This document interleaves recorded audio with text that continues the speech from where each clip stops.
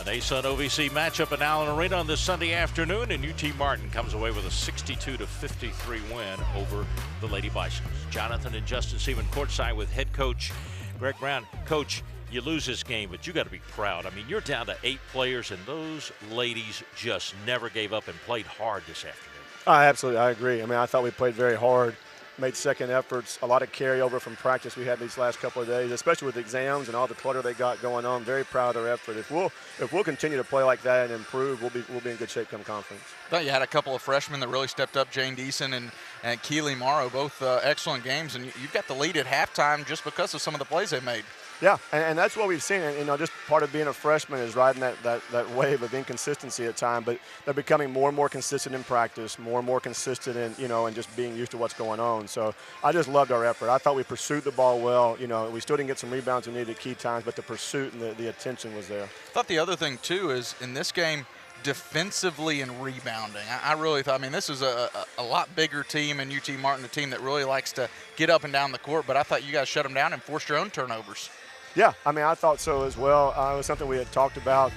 But, you know, size is an issue, but a lot of that is just putting yourself in position and pursuing and rebounding outside your area and getting everything below your head as much as you can. You had a couple of chances to get back in it, but you'd make some, have to turn it over, 10-second call, 5-second calls, things like that, and their press was really hard on you. Yeah, the press, I think, wore us down a little bit mentally, you know, and we forced a couple of passes there, and we had it at 3 or 4 different times with the ball.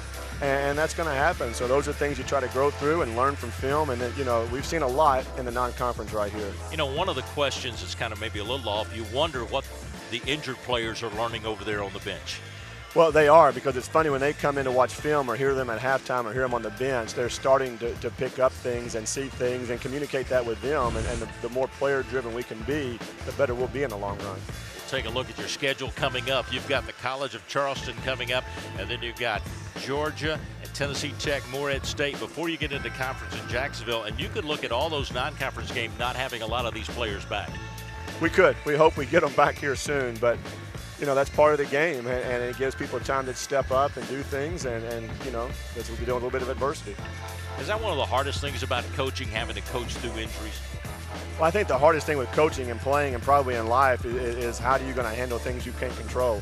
And there's so many, and that's been the life lesson we try to teach out of it. Hey, look, we can't do anything about it. We can rehab hard, we try to be as resourceful as we can, but we can't control injuries. So let's just put our time, energy, and effort into the things we can do.